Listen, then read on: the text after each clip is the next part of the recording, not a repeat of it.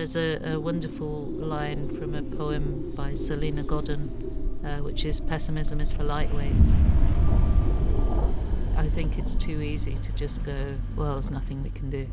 It's all hopeless. That's not an answer.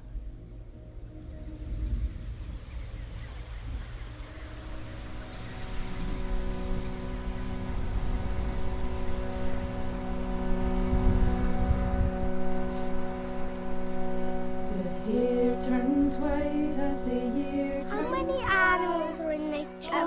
Which type of leaves is in nature? Everyone's part of nature. I feel like they're not listening to nature a lot. I feel like nature is mysterious.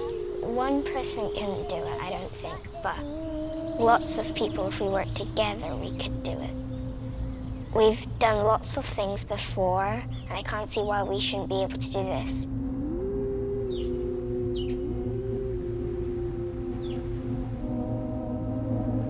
We have a responsibility to those who come after us, and by those I mean rivers as well as people.